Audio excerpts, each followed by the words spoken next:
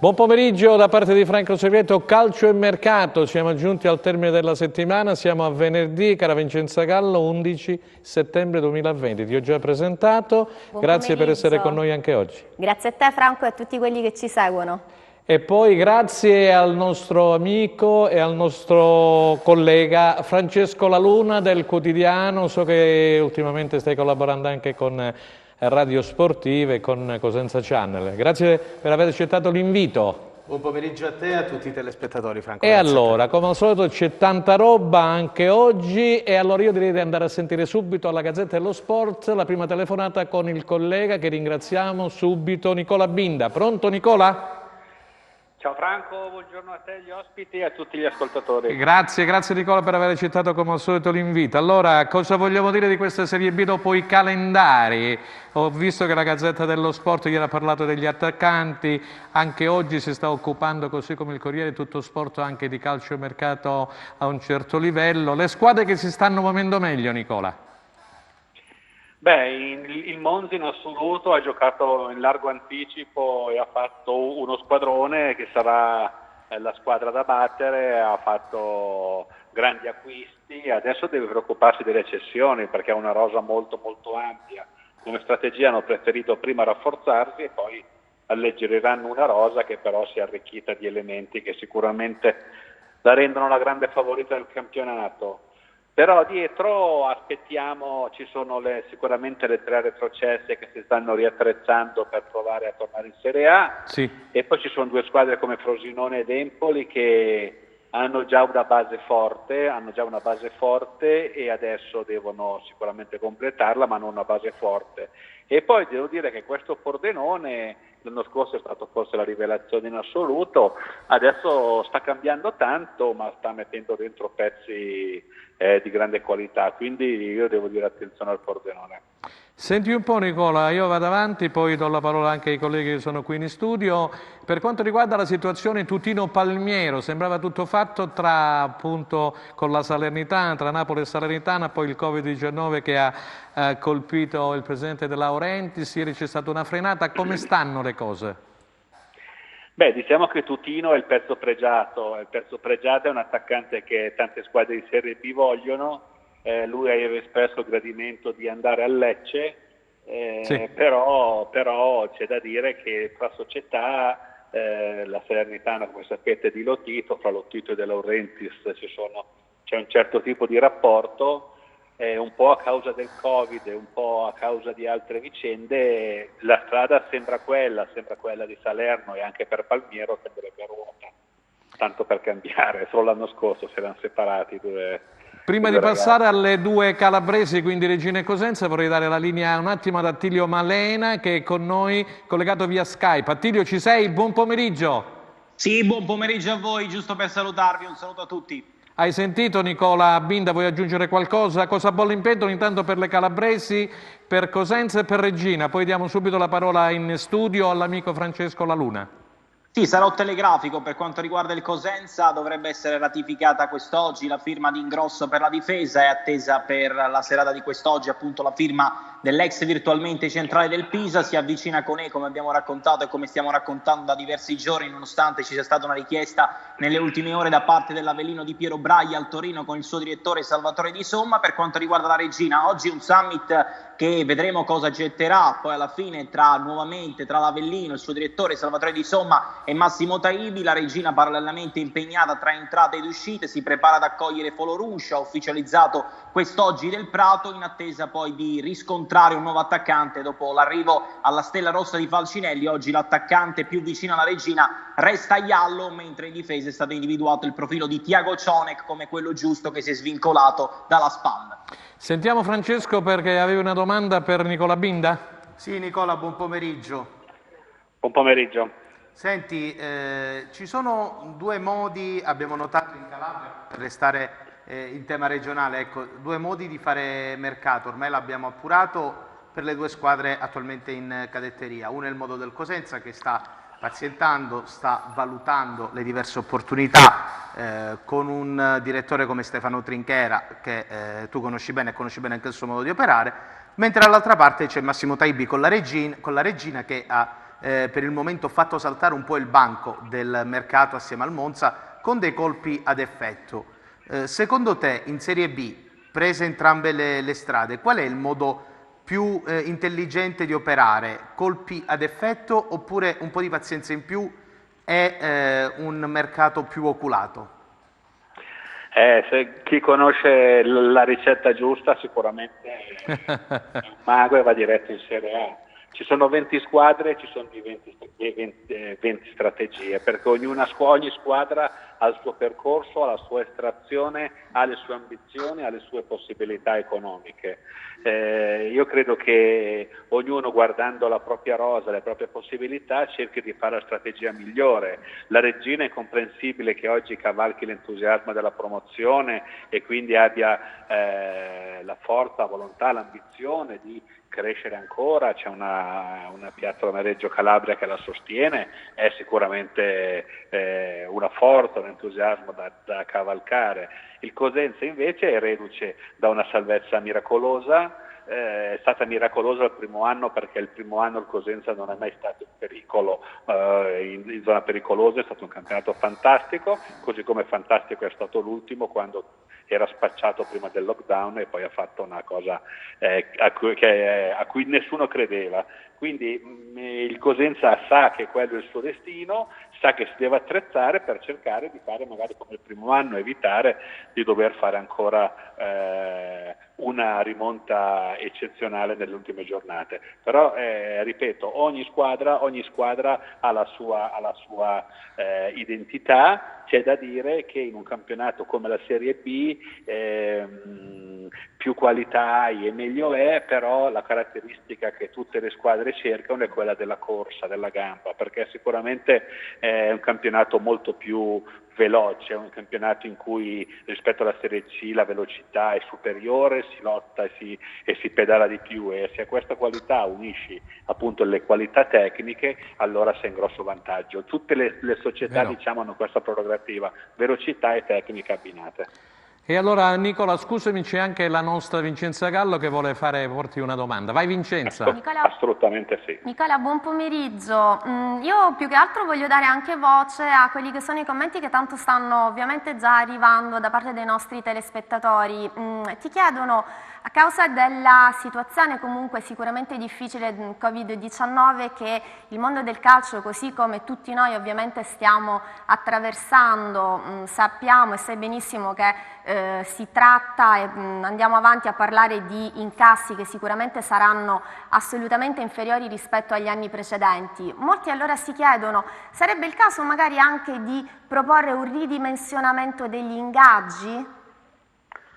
Non è il caso di proporlo, credo che ogni società faccia i propri conti e dice: quest'anno devo spendere 50.000 euro al mese per rispettare il protocollo, quest'anno gli sponsor diminuiscono, quest'anno non posso fare campagna abbonamenti, gioco le prime partite, speriamo solo le prime partite a porte chiuse, quindi avendo meno incassi ogni società lo sa da sola che deve spendere di meno, e infatti il mercato non è che stiamo assistendo a un mercato particolarmente scoppiettante, a parte qualche piccolo caso, voglio dire, non è che il caso del Monza è un caso a sé, scusate, perché quando hai Fininvest alle spalle puoi permetterti... Vai, tranquillo Nicola, tranquillo.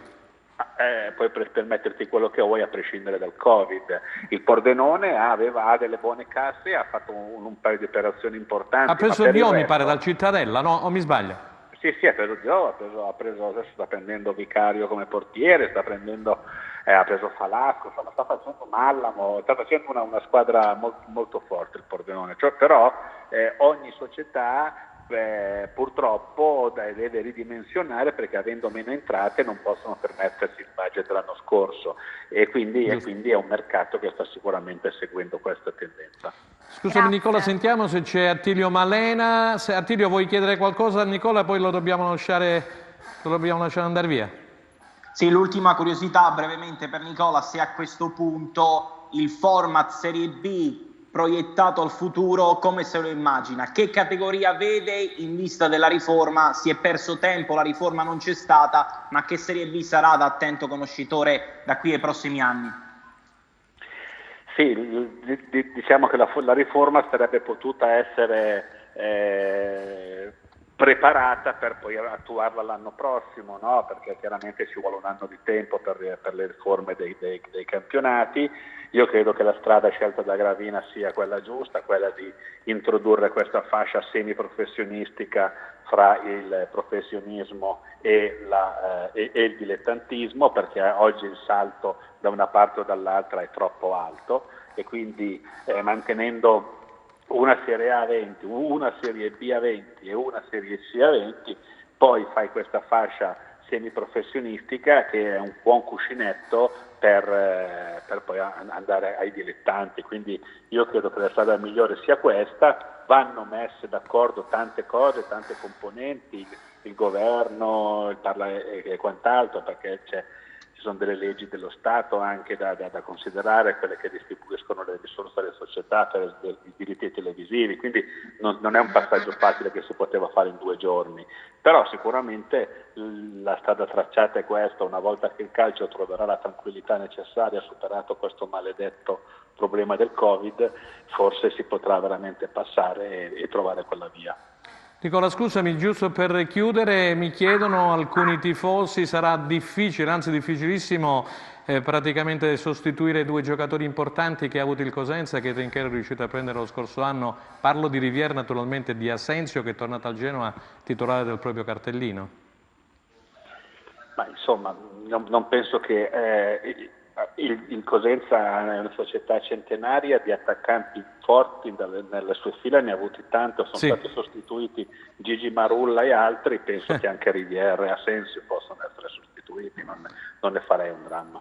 Ok, grazie a Nicola Binda, lo lasciamo alle sue cose, grazie per la disponibilità. Buon pomeriggio Nicola, grazie. Grazie a voi, buona giornata a tutti, grazie. Allora, vai subito Vincenzo e poi facciamo un giro in studio con Francesco Laluna, vai, e con Attilio Malena via Skype. Allora, andiamo avanti con qualche commento, ci rinnovano i complimenti per la trasmissione. Grazie, quindi, grazie insomma, grazie a tutti quelli che ci seguono. Ringraziamo e vorrebbero qualche notizia in più su Ingrosso i nostri e puoi andare, mi pare che tu hai già qualcosina. Sì, anzi, abbiamo preparato anche un video, quindi brevissimo, prego la regia nel frattempo magari di mandarlo.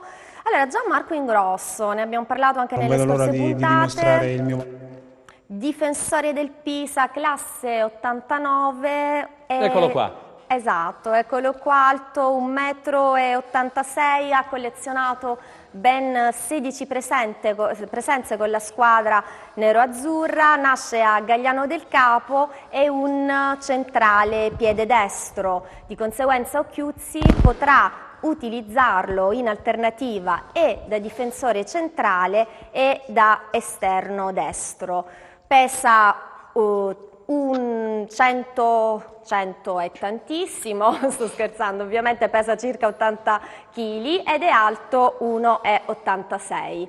Quindi 1,86 per, detto anche il peso forma, l'altezza, insomma un difensore centrale che ne abbiamo parlato la volta scorsa, caro Francesco, io lo ricordo dai tempi di Auteri a Matera, giocava con Carretta, insomma è un giocatore di esperienza questo Gianmarco Ingrosso. Sì, per quello che abbiamo scritto oggi su Cosenza Channel, ma che abbiamo scritto anche sul Quotidiano del Sud, lui ieri ha salutato i suoi compagni di squadra a Pisa al termine dell'allenamento pomeridiano e oggi, come diceva anche correttamente Attilio, dovrebbe essere in città per firmare il contratto che lo legherà in prestito al Cosenza. Sicuramente è un centrale che a Occhiuzzi piace, perché Occhiuzzi ha dato immediatamente il suo benestare per l'operazione conclusa da Stefano Trinchera, che lo ricordiamo aveva bloccato Ingrosso già al 1° settembre, quindi 10 giorni fa. È stata un'operazione conclusa velocemente, anche perché il ragazzo ha interesse nel giocare in uno scacchiere come quello di Roberto Occhiuzzi, un 3-4-3 molto simile a quello appunto di Auteri, tecnico col quale Ingrosso stesso si è rivelato un giocatore di sicuro affidamento in una retroguardia a 3 e sul centrodestra. Bisognerà però vedere, sicuramente lui farà parte della difesa titolare, prenderà il posto di Hannibal Capela con Idda centrale e Legittimo sul centro-sinistra. Bisognerà vedere come si comporterà anche in allenamento Tiritiello, del quale Roberto Chiuzzi ha grande stima, lo abbiamo scritto, ne abbiamo parlato, e che farà parte del progetto. Sicuramente dopo 2 anni, durante i quali è diventato uno dei migliori difensori centrali a 3 della Serie C, adesso Tiritiello è chiamato al grande salto. Grazie Francesco. Attilio Malena, allora, oltre al Biennale a Corsi, Ingrosso stasera a Cosenza, verrà diciamo, nel Cosenza con un prestito, e c'è stato anche il rinnovo di Bittante, mi pare, per un biennale pure per lui, Un biennale pure per lui. Sì, per fare un po' il punto della situazione e chiudere Facciamolo il discorso, punto, perché tanti tifosi ci chiedono questioni appunto del imminenti. Cosenza. Ecco Per quanto perché. riguarda questioni, per quanto riguarda questioni imminenti, sì, su Bittante lo stiamo raccontando ormai da giorni, di ravvicinamento, e poi del biennale che andrà a firmare il polivalente terzino ex Avellino, e tra l'altro il Cosenza ha centrato e centrerà il ritorno che doveva concretizzarsi, era solamente una questione di tempo, di Cone, che lunedì sarà a Cosenza. C'è stato il via libera da parte del Torino, quindi lunedì verrà nuovamente in città e poi si aggregherà nuovamente alla truppa guidata da Roberto Chiuzzi. I discorsi impellenti sono questi: con l'arrivo di Ingrosso, con l'arrivo di Cone, si cercherà anche di stringere per Balolì. Ne parlavamo l'1 settembre, il Cosenza avrebbe voluto già chiudere in quella precisa settimana sia i ritorni di Cone che i ritorni di Balolì, ma per una questione numerica che non riguarda solamente il Torino e non riguarda solo la Samp, riguarda tanti elementi in esubero che per il momento non si sono liberati dalle rispettive squadre, i tanti infortuni. Cone però è arrivato il via libera e lunedì ritornerà a Cosenza con un nuovo prestito. Grazie Attilio. Vincenza Gallo, vai. Attilio, novità su Ardemagno e Millico? Ma su Millico c'è talmente tanta concorrenza che è difficile poter ipotizzare che il Cosenza possa poi alla fine avere la meglio. L'ha chiesto il Chievo, l'ha chiesto lo Spezia in Serie A, c'è stato anche un sondaggio da parte del Crotone. Il Torino, con l'entourage del calciatore, valuterà con calma poi la futura destinazione. Il Cosenza è una delle pretendenti, ma per il momento è chiaro, vista la folta concorrenza, senza dubbio non può contare dell'appellativo di formazione in pole position nella corsa al giovane talento Scuola Torino. Per quanto riguarda Ardemagni, ieri c'è stata semplicemente una richiesta informativa da parte della Regina.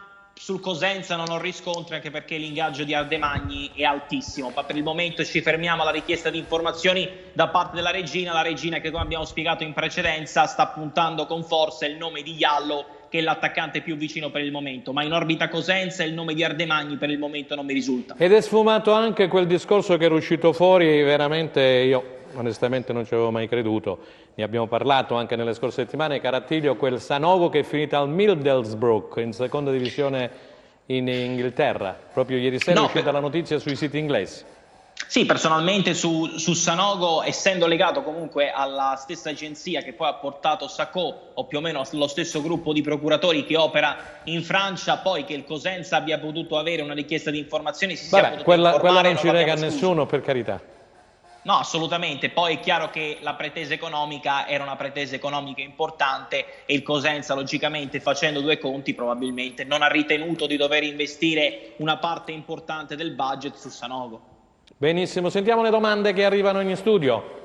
Ovviamente giro queste domande a entrambi i nostri ospiti. Novità sul presunto rinnovo di Bruccini e Capela? Di Capella mi pare che ha già parlato Lo so, prima. però Comunque, ripetiamolo perché sai, magari c'è chi allora, si collega partiamo adesso. prima da Francesco Laluna e poi da Attilio Malena, vai. Allora, abbiamo detto la notizia che è uscita oggi di un eventuale ritorno di Capela a Cosenza, per quanto ne sappiamo trova riscontro. Non trova assolutamente riscontro. Il ragazzo presumibilmente potrebbe tornare in Portogallo, sua terra natale, dopo i 2 anni trascorsi in Rivalcrati. Questo è quello che ne sappiamo noi, anche perché centrodestra ci sono già Tiritiello e Ingrosso, quindi un ulteriore acquisto secondo me andrà fatto da parte di Stefano Trinchera più sul centro-sinistra come riserva di legittimo, in modo tale da lavorare. Sì, perché Dorazio sembra lì per il Bari, insomma. Sì, vabbè, Dorazio aveva già dato informazione alla società che non avrebbe rinnovato il contratto, più che altro una riserva di legittimo nei 3 dietro. Per permettere così ad Occhiuzzi di poter lavorare a coppie. Vediamo Attilio Malena, le ultime per Bruccini. Sembra che l'Avellino sia tornato alla carica, l'Avellino di Braglia, che pare stia per concludere con Riccardo Maniero con un triennale. Queste sono le ultime novità. giusto Sì, per dare delle è un informazioni.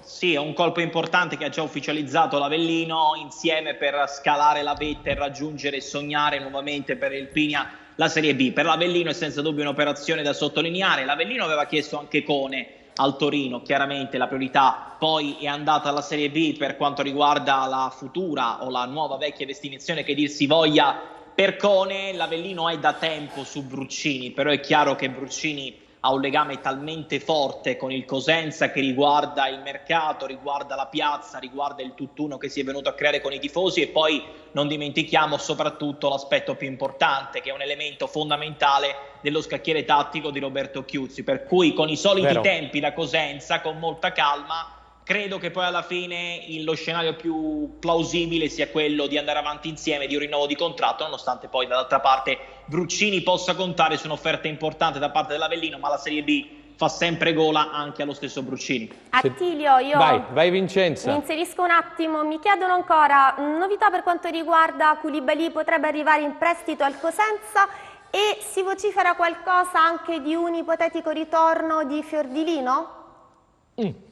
Allora, Fiordilino è un nome che viene accostato periodicamente al Cosenza da diversi anni, ma personalmente non ho riscontri su Fiordilino. Su Koulibaly sono attese novità e sono in attesa delle decisioni da parte del suo entourage, che sta valutando con molta calma in realtà, ma come tante altre situazioni si stanno sviluppando sempre non con una certa fretta come accadeva magari negli anni scorsi per queste determinate tipi di situazioni, ovvero calciatori che devono andare a giocare e devono comunque avere un minutaggio maggiore di quello che hanno ottenuto nei rispettivi club d'appartenenza. Vedi Koulibaly all'Udinese, che nonostante la partenza di Fofana, Koulibaly poi è destinato a partire, ci sta lavorando alla Salernitana, ci sta lavorando per il Cosenza, ma diciamo che su Koulibaly dai segnali che arrivano qualche spiraglio in più c'è. Bene. Senti, a volo, 30 secondi, era uscita la voce, un rumors su Capezze, che ha vinto un campionato col Crotone, l'anno scorso anno è stato a Salerno, poi non lo so, la cosa non ha preso corpo sui social. Franco, ti posso però bloccare? Prego. Fanno segnali di fumo per la pubblicità. Quindi... Segnali di fumo, pubblicità per Enzo Leonetti e Luca Chitto, grazie.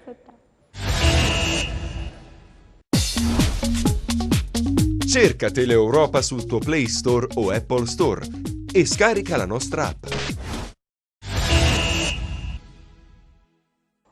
Seconda parte, allora Vincenza, seconda parte di Calcio e Mercato, venerdì siamo nel fine settimana. C'è un messaggio prima di dare la parola sia ad Attilio Malena che al nostro Albertino Urban che vede e salutiamo. Alberto, ci sei?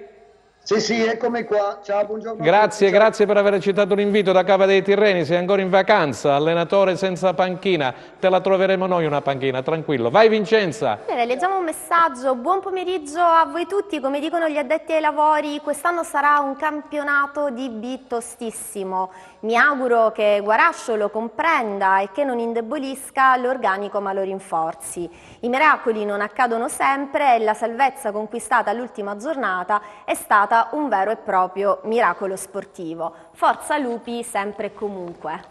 Sempre, allora andiamo a dare subito la parola ad Alberto Urban che segue naturalmente le vicende da vecchia bandiera rosso-blu del Cosenza Calcio. Alberto, allora ricapitolando, è arrivato il portiere Falcone, è stato firmato praticamente l'ingaggio dell'attaccante del Nizza Sacco, io ti parlo di quelli che è ufficializzati, poi Corsi un biennale, mentre sono addirittura d'arrivo un biennale per Luca Bittante, poi per Conè, anch'esso sarà un ritorno, e poi nelle ultime ore dovrebbe arrivare, diciamo, Ingrosso, Gianmarco Ingrosso, che tu conosci, giocava nel Matera di Auteri, quindi insomma dovrebbero essere ufficializzati da qui massimo entro 24 ore. Allora, parliamo di questo Cosenza, Alberto.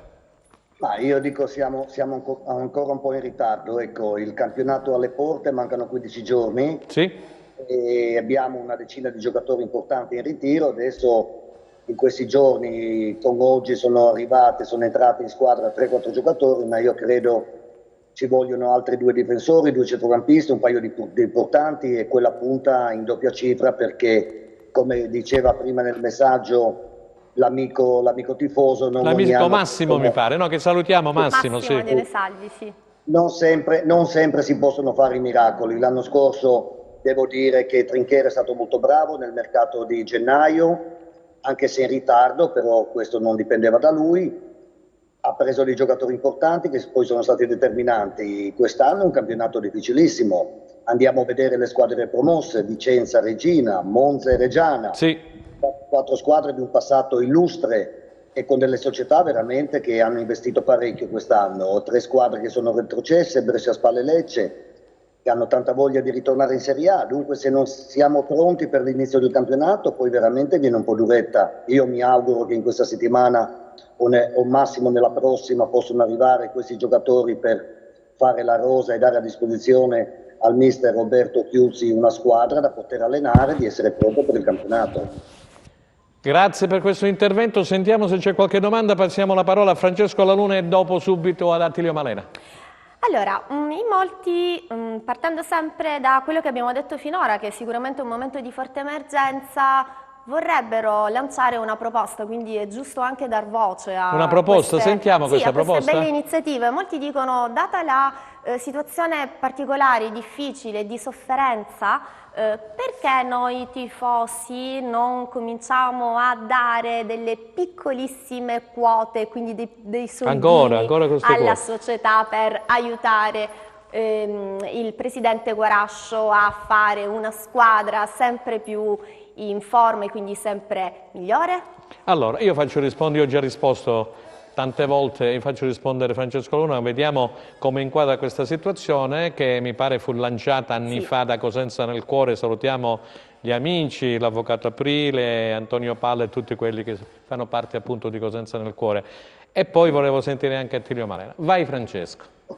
Allora, partendo dal presupposto... Cioè aiutare il presidente Guarasci significa che praticamente i soldi che arrivano dalla Lega e dalla FDGC probabilmente non riescono, come dire, ad organizzare una squadra di metà classifica medio-alta in Serie B, quindi ci vorrebbe il famoso azionariato popolare de Barcellona.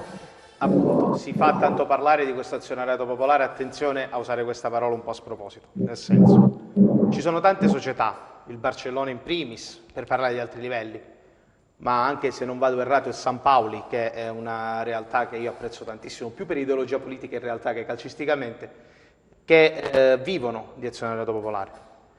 Ma azionariato popolare è una cosa, fare una raccolta fondi perché è stata messa in questo modo per dare dei soldi e fare il calciomercato è un altro. Mi sembra proprio una diminuzione nei confronti del presidente Guarascio, tutto possiamo dire, insomma. Guarascio è una diminuzione nei confronti anche dei tifosi stessi.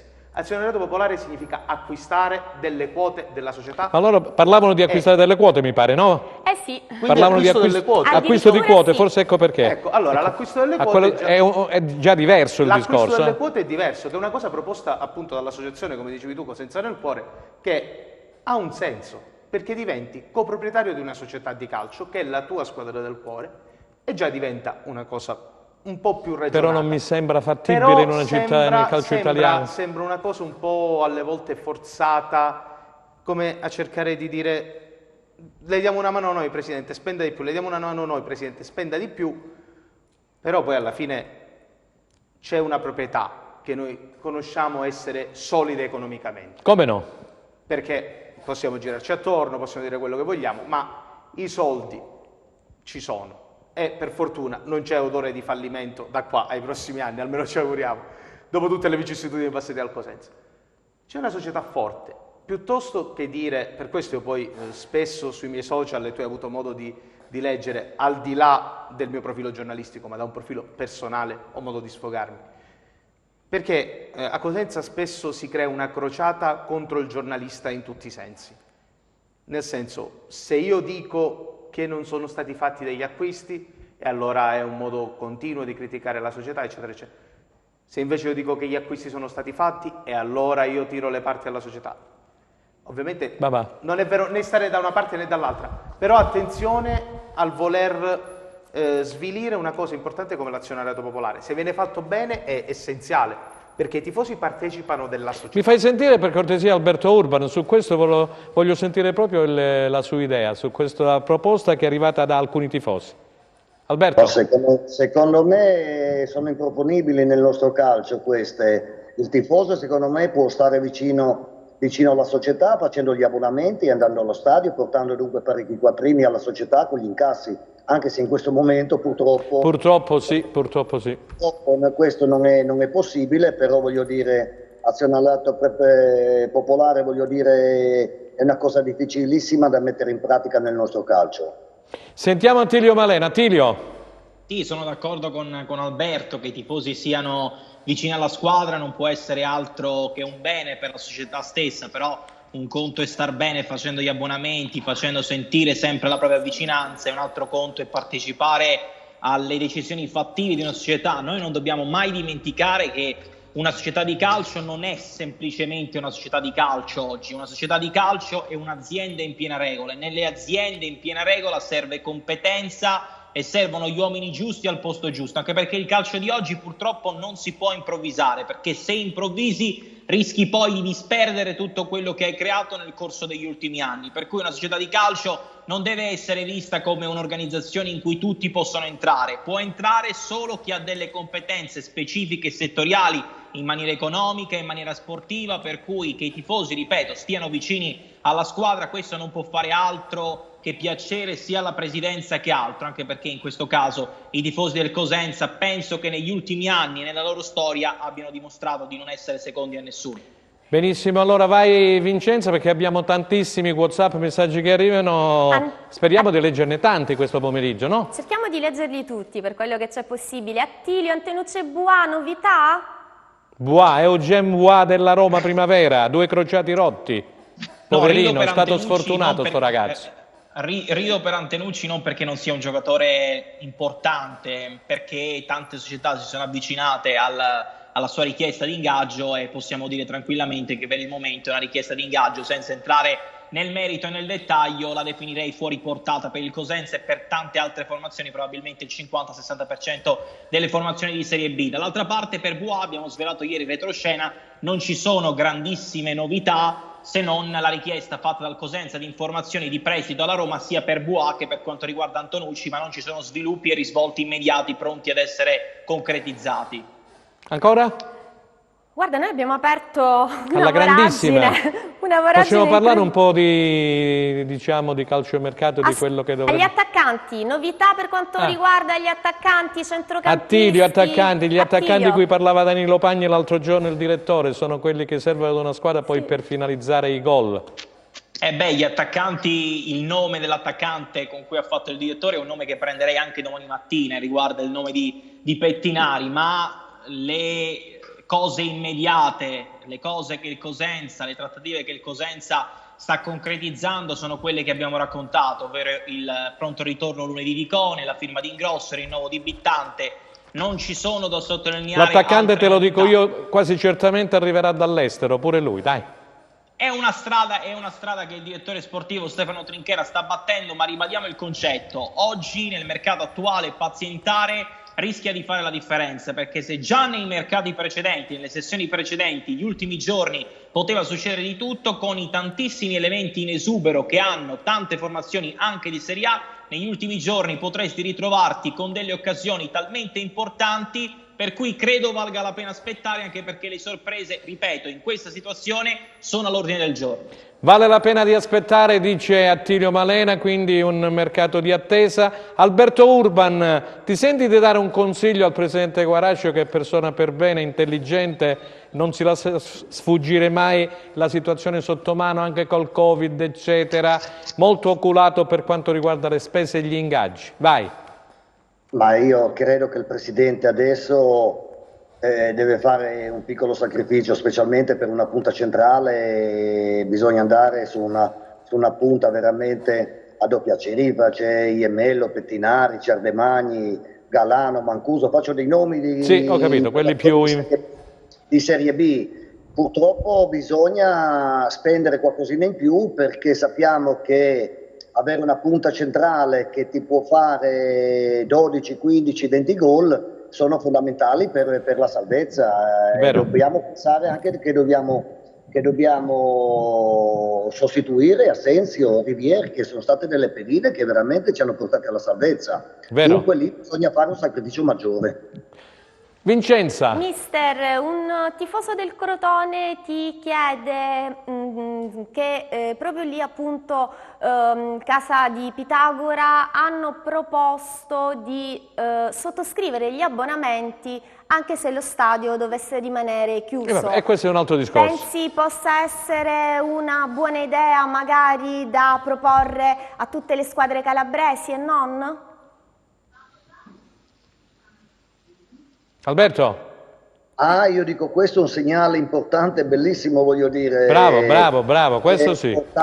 Portare alla società, voglio dire, degli aiuti in questo momento importantissimo, e questo dà veramente anche un segno di amare la propria squadra e la propria città. Io dico che questo a Cosenza sarebbero sicuramente capaci di fare, perché abbiamo un tifo veramente molto passionale che ci tiene molto alla squadra.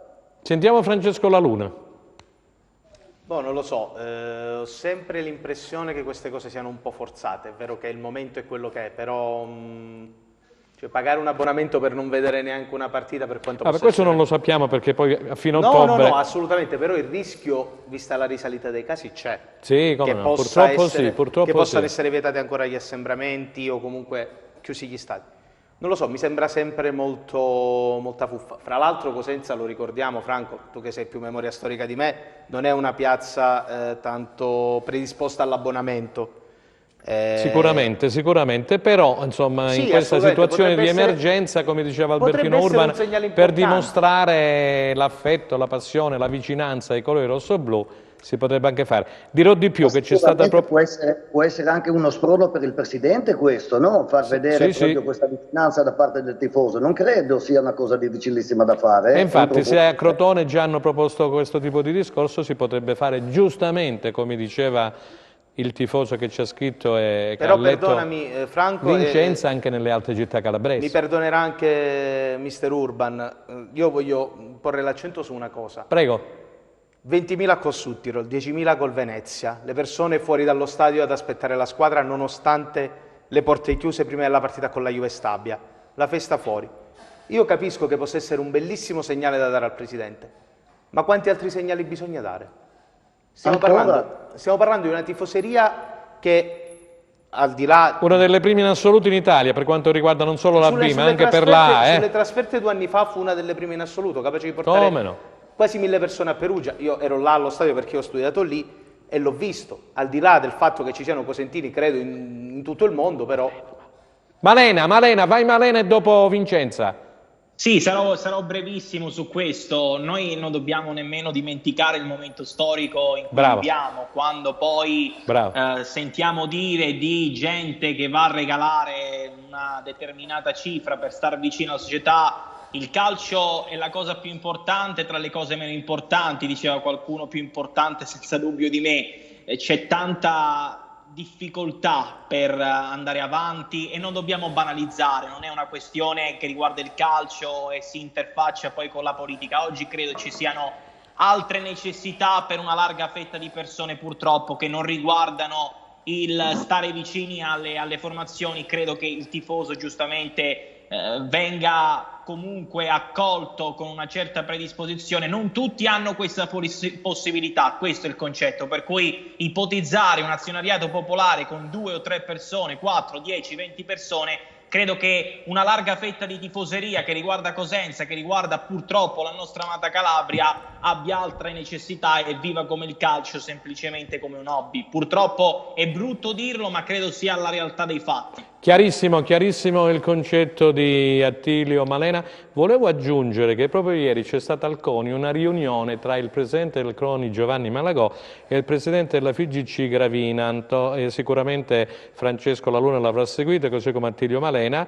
Malagò ha espresso qualche dubbio a Gravina e si sono dati appuntamento dopo il famoso decreto, il DPCM, che è scadata il 7 e il 14 ottobre. Da lì in poi ci sarà una richiesta sicuramente da parte della FIGC per far entrare tra il 20 e il 30% di quella che è la capienza generale di ogni singolo stadio. Si partirà dalla Serie A a seguire la Serie B. Vincenza Gallo, vai. Mister Urban, una domanda che in realtà è una provocazione da parte di un nostro telespettatore. Addirittura? Sì, Iemmello, per via della sua fede calcistica potrebbe far parte del comparto rossoblù? Ma io credo di sì perché comunque è un giocatore importante e bisogna sempre andare oltre. Io dico che questi giocatori fanno sempre la differenza e noi abbiamo bisogno di questo, al di là di quello che può essere successo. Mi pare che sia stato chiaro, Alberto Urbane. La carta d'identità tra i professionisti onestamente viene messa da parte. Vai. Come è giusto che sia. Giro la domanda adesso anche ad Attilio Malena e al nostro ospite e a Francesco. in studio. Vai, Francesco. Poi ce n'è una mia che è arrivata sul mio cellulare. Continuano ad arrivare notizie per quanto concerne il prestito di Cargbò del Crotone. Abbiamo novità, possiamo in qualche modo rassicurare. E poi sentiremo nell'ultima parte anche la nostra amica Claudia Berlingeri, Claudia. Chiederemo a lei direttamente di Carbò. Per quanto mi riguarda io non ne ho, non so se Attilio Malena c'ha qualcosina, perché poi Rivière non me la bruciare Rivière. Attilio, non mi bruciare Rivière perché poi c'è la nostra Claudia Berlingeri. Vai su Carbò. No, però da quanto abbiamo raccontato nel corso delle ultime settimane dovevano essere 6 gli arrivi del Crotone, saranno probabilmente molti di più, tutti confermati da Cigarini a Rispoli per finire con anche per concretizzare altre operazioni come ad esempio Vulic, come ad esempio Draguš in arrivo lunedì in città. Riviera ha svolto le visite mediche, dovrebbe firmare oggi il contratto biennale, non c'è mai stato nessun dubbio, semplicemente Riviera ha comunicato il ritardo al Crotone del suo arrivo in Italia, non ci saranno e non ci dovrebbero essere sorprese. Per Cargbò è successa la stessa cosa a Cosenza dopo il lockdown, ne parlavo poc'anzi con Gianluca Pasqua, che saluto, che anche a Cosenza dopo il lockdown doveva rientrare e poi di giorno in giorno rimandava, non c'erano aerei, così colà. Anche in questo momento la situazione è difficile, avete seguito sicuramente quello che è successo nel pomeriggio in Israele, eccetera, ci sarà il nuovo lockdown, e insomma è una situazione particolare perché rientrando dalla Francia, che è uno dei paesi poi a rischio, mi auguro che possa arrivare in Italia prima possibile. Esattamente, per ritornare al Cargbò, quindi non escludiamo che il Crotone possa intervenire ancora in attacco, per cui poi liberare le porte per un nuovo prestito di Cargbò che poi sarebbe e prenderebbe nuovamente, a meno di colpi di scena, nuovamente l'ipotesi reggiana, visto che comunque ha fatto molto bene, gli piacerebbe proseguire la propria crescita lì. Per il momento resta, ma non al 100%, non ci metterei la mano sul fuoco, tutto questo tra l'altro dopo anche l'ufficialità per l'arrivo di Enrique per il centrocampo, per cui credo che bisogna fare i complimenti al Crotone, non tanto per la qualità degli acquisti, che pare sotto gli occhi di tutti, ma soprattutto per la tempestività. Il 70% delle formazioni in Serie A e indietro, invece le neopromosse si sono portati avanti. Crotone e Benevento, soprattutto lo Spezia sta incamerando acquisti e sta chiudendo diverse operazioni. Alberto, mi dai un giudizio? Mi chiedono per quanto riguarda lo staff tecnico del Cosenza, oltre a Roberto Chiuzzi c'è Luigi Pincente, il preparatore atletico Pier Antonio Tortelli, si è aggregato anche come vice Porchia. Uno staff tecnico che ha fatto benissimo lo scorso anno. Dice: potete chiedere ad Urban cosa ne pensa di questo giovane allenatore Roberto Chiuzzi? Grazie Alberto. Ma su Roberto non ci sono dubbi, Chiuzzi ha fatto un lavoro finale l'anno scorso incredibile, l'ultimo campionato, e devo dire si è meritato veramente. Scusami, lapsus mio, Porchia Moschella, volevo parlare di Moschella, chiedo scusa. Moschella che sarà il vice, Porchia Moschella erano insieme, quindi sai. Faceva la primavera a Crotone. Bravo. E devo dire che Chiuzzi si è meritato veramente questa promozione e questo contratto nel Cosenza, perché ha veramente fatto un miracolo. È uno staff importantissimo di tutti i ragazzi veramente preparati e hanno una cosa veramente importante, quella di amare questo Cosenza, e questo qui è veramente un valore aggiunto. Amare il Cosenza è un valore aggiunto, dice Alberto Urban. Vediamo cosa dicono i nostri amici. Ai due Francesco in studio chiedono: che cosa ne pensate della multiproprietà? Multiproprietà, addirittura. Sì. Ci riferiamo a Lotito, De Laurentiis. Per me non va bene assolutamente, perché si fanno della Salernitana, per esempio. Sì, bravo, si fanno solo esclusivamente delle plusvalenze, per quanto mi riguarda. Solo delle plusvalenze. Vogliamo spiegare cosa significano? Sì. Significa questo, perché ti faccio un esempio di Acpro che era praticamente della Lazio, è passato alla Salernitana, poi rivenduto alla Lazio. Chiaro che la Salernitana lo prende per un prezzo inferiore, lo vende per un prezzo maggiore e lì si va. La differenza diventa la plusvalenza. C'è un bilancio che va tenuto in ordine, è naturale che se io sono il proprietario di squadra A e il coproprietario di squadra B, i prezzi li faccio un po' come... C'è il famoso discorso del conflitto di interessi, il famoso discorso del conflitto di interessi nel calcio. Siamo in pubblicità, possiamo continuare dopo. Sì. Allora Alberto, se vuoi restare puoi restare tranquillamente, altrimenti ti possiamo anche salutare. Perfetto, alla prossima allora Franco. Un grazie, speriamo di vederti su una panchina prossimamente. Grazie per il tuo intervento. Ciao. Grazie Alberto, non so se Malena vuole stare con noi per parlare del Crotone, oppure anche lui ha degli impegni.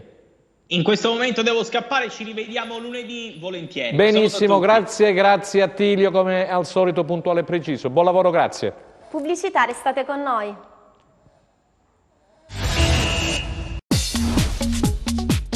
Cerca Teleeuropa sul tuo Play Store o Apple Store e scarica la nostra app.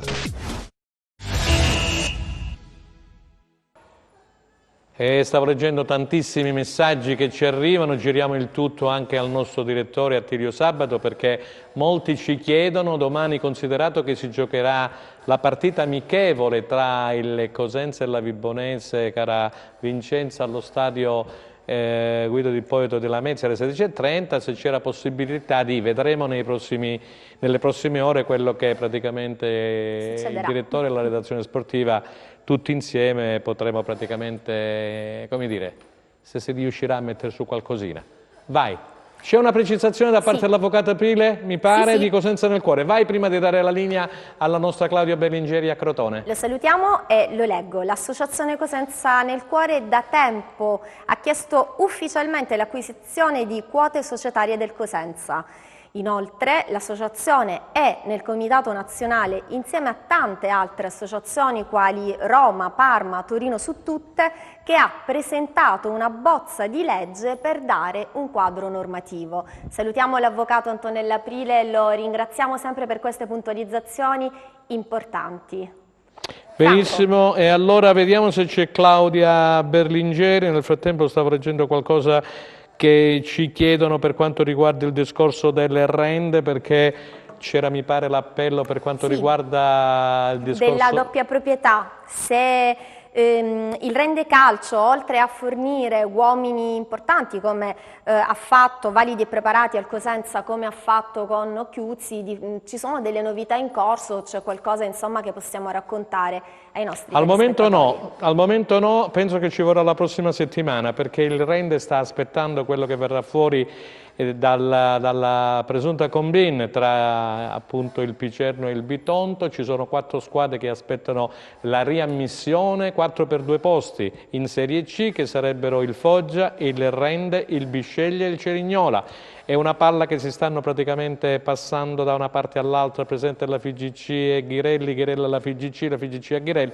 Nei prossimi giorni sapremo, perché qualcosina potrebbe anche muoversi a livello da quelli che sono i rumors di strutture. Vai. Andiamo avanti, salutiamo Claudia. Che c'è Claudia, scusa, ecco qua, c'è Claudia. Claudia, buon pomeriggio Claudia. Ci senti? Sì, tutto a posto? Non sento il ritorno in studio. Pronto? Io vi sento. Ecco qui, hai acceso adesso il microfono, benissimo, adesso ti sentiamo. Come va Claudia, tutto ok? Sì, diciamo che stiamo aspettando l'ufficialità di Rivière. Ma che sta succedendo con sto Rivière? Che sta succedendo con Rivière? Ha svolto le visite mediche il 9, mercoledì. Poi è ritornato in Francia. E ora aspettiamo di torni in Italia. Perlomeno queste sono le, diciamo, le ultime nozze, mi auguro che siano quelle giuste, insomma.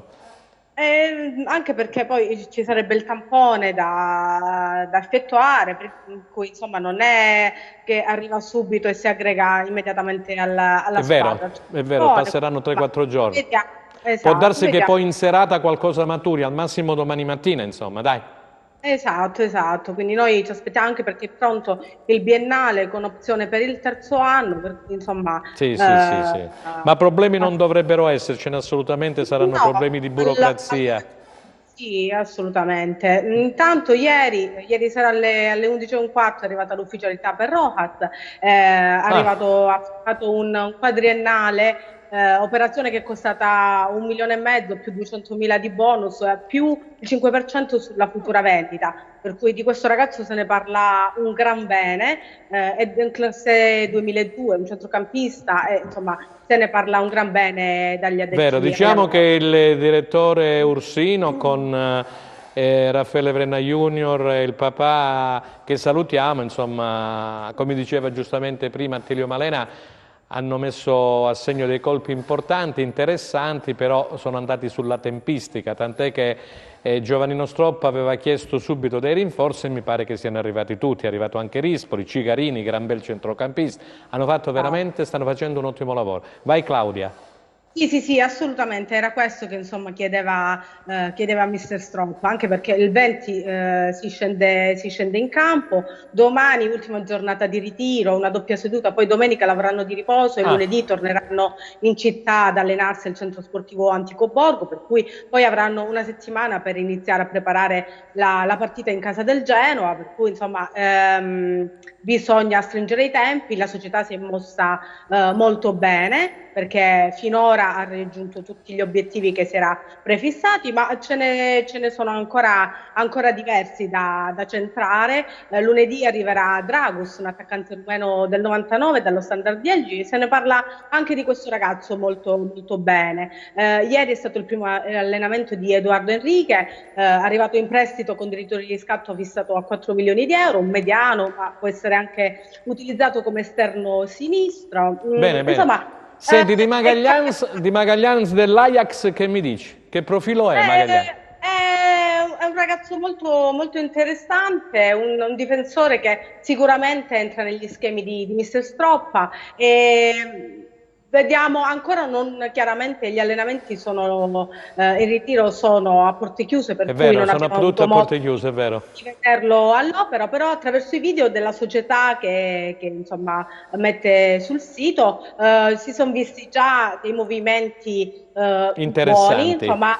Sì, poi devo dire che non sono proprio a terra come in termini di preparazione, per cui ora sta a loro mettersi alla pari con chi insomma già conosce i meccanismi di Claudia, ti faccio fare una domanda dal collega del Quotidiano del Sud di Radio Sportiva che è qui con noi in studio, Francesco La Luna. Vai Francesco per Claudia Berligeri. Buon pomeriggio Claudia. Senti, da anche appassionato del Cosenza Calcio la domanda mi viene piuttosto spontanea. Rivière, coesistenza in attacco con i suoi compagni di squadra, c'è la possibilità, perché sappiamo, avendolo visto giocare a Cosenza, ok, con una seconda punta abile e veloce come Carretta ci può stare, altrimenti predilige giocare come terminale offensivo unico di un attacco a 3. Tu come vedi la possibilità che Rivière possa coesistere con i suoi compagni di squadra, in particolar modo con Simi? Messias, Simi, questi sono, no? Sì, assolutamente con Simi lo vedo molto bene, perché Simi è un ragazzo che si sacrifica molto per i compagni di reparto, quindi si porta dietro almeno i due difensori centrali. E poi Rivière attacca molto bene gli spazi, Claudia. Esatto. Rivière attacca gli spazi in una maniera incredibile. Esatto. E Simile li potrebbe liberare tranquillamente, l'ha fatto sempre questo lavoro, per cui sicuramente lo vedo molto bene, sia con Simi ma anche con Messias, perché alla fine lo spirito di squadra è l'arma in più del Crotone, non solo gli attaccanti ma anche gli esterni di centrocampo sono fondamentali nel gioco di Stroppa, come anche le mezzali, perché anche le mezzali vanno a spingere in avanti alla ricerca degli spazi, per cui sicuramente nel gioco di Stroppa andrebbe benissimo e andrebbe molto bene in sintonia con gli altri. Poi chiaramente devi essere anche tu predisposto alla cooperazione, devi capire che in una squadra come il Crotone la forza appunto è la squadra, non il singolo, perché il singolo va bene se va bene tutta la squadra. Giusto. Altrimenti Claudia, c'è Vincenza, c'è qualche domanda per Claudia? Che poi la lasciamo andare. Claudia, buon pomeriggio. Un tifoso probabilmente del Cosenza ti chiede, anzi in primis fai i complimenti al Crotone, noi ci uniamo per quella che è la sontuosa campagna acquisti che sta portando avanti e sicuramente il Crotone darà lustro e onore alla Calabria tutta. Detto questo, il tifoso di Cosenza auspica una sorta di incontro con Casa Crotone e il DS Trinchera affinché magari voi del Crotone possiate in qualche modo dare qualche dritta a livello ovviamente calcistico di giocatori anche alla compagine rossoblù. Beh, rigiro i complimenti alla società ovviamente, una cooperazione in questo senso. Ma fra tutte le squadre calabresi secondo me, fra tutte le squadre calabresi non sarebbe male, Esatto, concordo, anche perché insomma dare lustro a tutta la Calabria non vedo perché non dovrebbe esserci. Ci sono tante belle realtà, la Serie B quest'anno sarà rappresentata alla dalla grande. Regina, ne abbiamo parlato prima, la Regina diremo qualcos'altro. Esatto, per cui insomma sicuramente una cooperazione sarebbe auspicabile da ambo le parti. Grazie Claudia, grazie per la tua disponibilità come sempre, poi martedì ci racconterai, magari ci farai qualche foto con Rivière, va bene? Va benissimo, grazie Salutaci mille. Gli amici, grazie e buon lavoro, grazie. E allora, mi pare che abbiamo riempito il calderone, manca qualcosina, volevi dire qualcosa forse sulla Regina, Folo Ruscio, l'hai detto prima, l'ha detto Attilio. Sì, oggi dovrebbe essere il giorno di Folo Ruscio, un giocatore che noi abbiamo visto, Franco, se ben ricordi, per tanti anni come avversario del Cosenza in Serie C, fra l'altro giocatore dalla pronuncia abbastanza improbabile, ma che comunque... Mimmo Toscano ha detto che disputeranno un gran bel campionato, facciamo un in bocca al lupo alla Regina, a tutte le squadre calabresi, al Cosenza. Vorrei insinuare un dubbio e chiederlo a te, per una volta scambiarci i ruoli. Cioè? Secondo te il calciomercato della Regina, per carità grandissimi nomi, fra la conferma di Dennis, Reginaldo, Laffery, ma secondo te è un calciomercato rischioso per i tanti over che ha portato a casa? Per i tanti over forse un po' sì, per l'età. Ecco, potrebbe essere rischioso. Non era quello perché poi Mimmo Toscano, conoscendolo praticamente anche il suo staff, ci sanno fare. C'è uno staff di qualità, di prima qualità, però poi sai, è il terreno del gioco, perché quando poi ci sono tanti campioni in una squadra bisogna saperli gestire bene e io penso che Mimmo sarà sicuramente all'altezza della situazione.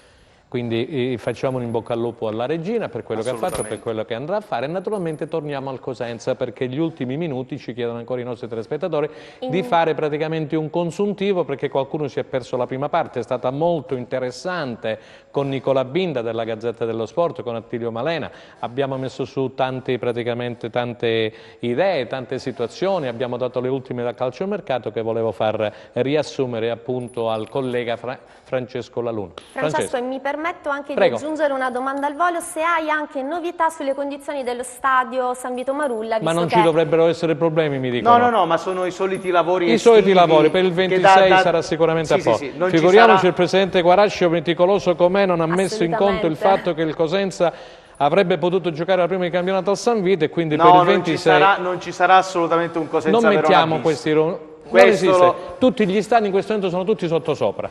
No, non ci sarà un Cosenza Verona bis, questo mi auguro di poterlo dire senza Andiamo a riassumere i discorsi del Cosenza Calcio, che ce lo chiedono in tanti. Sì, sul mercato abbiamo detto, abbiamo smentito la possibilità di un rientro di Capella, che sembra indirizzato verso il Portogallo, anche perché Ingrosso andrà a ricoprire... Così come si era parlato di Capezza, abbiamo detto, poi è subito però rientrato. Per il momento non abbiamo avuto assolutamente nessun tipo di riscontro, poi magari adesso siamo in trasmissione. Ingrosso arriverà oggi in giornata, ieri ha salutato i compagni del Pisa e arriverà oggi a Via degli Stadi per firmare il contratto che lo legherà. Bittante ieri sera ha firmato un biennale. Bittante ieri sera l'abbiamo intercettato fuori da Via degli Stadi, sì. Era arrivato ovviamente mascherina d'ordinanza in volto, abbassata esclusivamente per fare la foto per i giornali di oggi.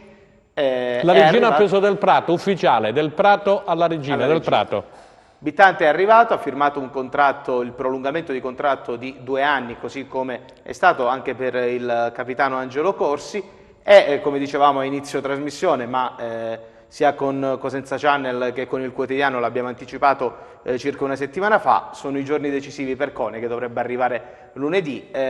Possiamo dare una chicca per quel che ne sappiamo su Cone. Ha stregato mister Giampaolo del Adesso Torino. diventa difficile, ma lunedì dovrebbe essere No, qui, lunedì però, dovrebbe arrivare, però sappiamo benissimo che la trattativa è andata leggermente per le lunghe rispetto al previsto, anche se si è conclusa e si concluderà nei prossimi giorni per averlo poi a disposizione dalla prossima settimana, perché Giampaolo è rimasto molto positivamente impressionato dal ragazzo, e questo, al di là delle ultime esperienze non fortunate di Giampaolo, dell'ultima esperienza non fortunata sulla panchina del Milan, non può che fare piacere per un tecnico. Di Tuttina e di Palmiero ci ha detto Nicola Binda. Il Lecce, la trattativa per Sabelli si fa in salita. La Virtus Entella su un attaccante del Frosinone, Trotta ex Crotone.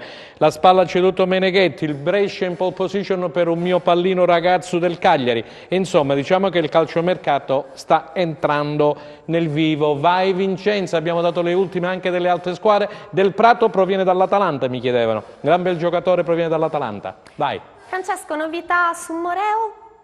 Allora, Moreo, ecco, c'è Francesco che può rispondere. Moreo per il momento resta un giocatore a disposizione di Roberto Lo Chiussi. scorso anno il Cosenza lo diede al Monopoli, dove c'era la nostra vecchia conoscenza, il direttore Massimo Cerri e anche Giorgio Roselli. Abbiamo avuto nei giorni scorsi. Adesso Massimo, sì, ho seguito, adesso Massimo, mi permetto di chiamarlo Massimo semplicemente perché abbiamo lavorato assieme. Ma anche il Catanzaro sta facendo qualcosa di importante, il esatto, Zillo. Il Catanzaro sta facendo acquisti importanti, Verna dovrebbe arrivare nelle prossime ore. Per quanto riguarda Moreo, chiudendo il discorso, momentaneamente rimane al Cosenza, anche perché in questo preciso momento storico non ci sono altri attaccanti in squadra che non siano ovviamente, vabbè, Carrecca, Litteri, ci Baez. chiedono di Litteri. Litteri c'è l'interesse che forse è andato un po' a scemare nelle ultime ore. Perché il Catania è andato altrove. Da parte del Catania, che potrebbe essere andato su altri profili. Non ci risultano altri interessamenti in questo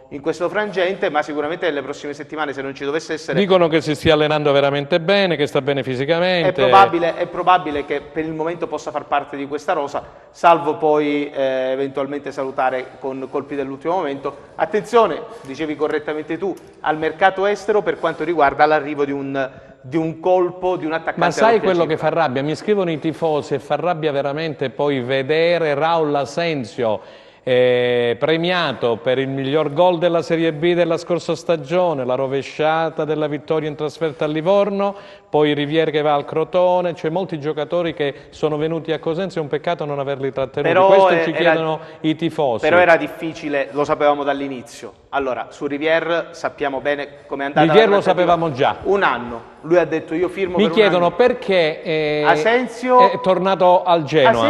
Asensio, per quel che ne sappiamo noi, è un giocatore. Abbiamo intervistato proprio su Cosenza Channel il procuratore Sandro Martone, il procuratore di Raul Asensio della scuderia Raiola, con la quale fra l'altro il Cosenza diceva ottimamente Antonio Clausi la scorsa settimana. Secondo noi il Genoa punta effettivamente sul ragazzo, è un classe 98 che ha fatto molto bene. No, perché ce lo chiedono in tanti, dice nulla osta, cosa osta questo discorso di Raul Asensio? Lo vedremo, lo seguiremo. Io ho visto che nell'amichevole che ha fatto il Genoa 3 giorni fa ha giocato tutta la partita. Asensio è un profilo che in questo momento al Genoa piace. Piace al direttore sportivo Faggiano. Noi. Fra l'altro Faggiano e il suo vice sono stati i primi due a credere nelle potenzialità allora, di in bocca al Asensio, lupo ad Asensio. Ai tifosi dicono se dovesse andare ad un pescare eccetera, allora Cosenza poteva fare qualcosa per trattenerlo. Questo è l'assunto dei tifosi. Dovrebbe restare a Genova. Forte, Ardimagni e Pettinari, chi ha l'ingaggio più basso? Ardemagni.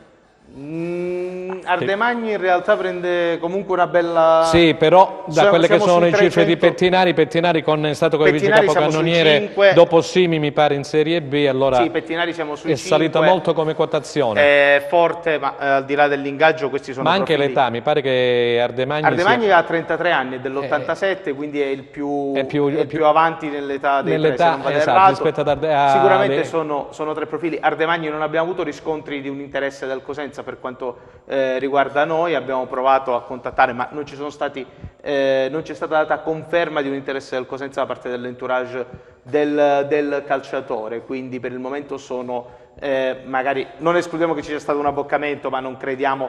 L'ha detto anche Malena, io posso fare una telefonata, quanto costa la luna, quanto costa il segreto, quanto costa il cartellino della Gallo, per dire, no? Certo. Questo non significa una trattativa imbastita vera e propria. Pettinari e Forte sono ovviamente due profili da Serie B importante per fare un campionato di vertice, un campionato importante, ma per il momento non ci risultano, se non qualche telefonata, come dicevamo prima, di interessamento, non ci risulta un... Siamo alle battute finali, non so, mancano 2-3 minuti, vediamo le ultime domande via WhatsApp dei nostri telespettatori. Vincenza. Presunto incontro Guarascio-Presta, completamente sfumato? Completamente saltato da quello che so io per impegni di entrambi, poi vedremo e seguiremo se dovesse esserci qualcosa. Non c'è mai stato l'incontro, non si è mai tenuto. Mi chiedono dell'amichevole, vuoi andarla a ripetere per cortesia questa amichevole che giocherà domani il Cosenza? Alle 16:30, Vibonese e Cosenza, alla Mezzia se non erro, giusto Al Guido di Franco? Ippolito di Lamezia, sì. Stadio Guido di Ippolito. Benissimo, allora se non c'è più niente io direi che dovremmo essere praticamente in chiusura. Io vado a ringraziare tutti quelli che hanno partecipato alla nostra trasmissione. Quest'oggi Nicola Binda che è intervenuto alla Gazzetta dello Sport, abbiamo parlato di tutto e di più, abbiamo parlato con Attilio Malena, ci ha dato le ultime notizie anche delle altre squadre calabresi, poi è intervenuto anche Albertino Urban, Una vita nel Cosenza Calcio, di Tolmezzo, provincia di Udine, lui segue tantissimo e sempre le sorti del Cosenza, tant'è che quando non ha una panchina lo si vede in tribuna stampa, nella tribuna numerata, viene sempre a salutarci. E poi abbiamo parlato con Claudia Berlingeri di quelle che sono state le ultime novità e che saranno le ultime novità delle Crotone Calcio. Abbiamo spinto un po' sul Riviere, vedremo quello che succederà, dovrebbe essere lì praticamente ad ora. E allora Vincenza, io ti ringrazio per questo fine settimana, per questo venerdì 11 settembre 2020. Sono io che ringrazio te. Ringrazio Francesco La Luna, che lui collabora, abbiamo detto, col quotidiano Radio Sportiva e Cosenza Channel, e naturalmente l'appuntamento con Calcio e Mercato è per lunedì prossimo, perché domani ci sarà uno speciale sul Covid molto interessante che porterà avanti il nostro direttore Attilio Sabato, che salutiamo. Noi invece ci vedremo martedì, lunedì con Pippo Gatto, martedì sempre alle 15, sempre su Teleuropa col sottoscritto. Da parte di Franco Saghetto è tutto, grazie ancora per essere stati con noi. Arrivederci.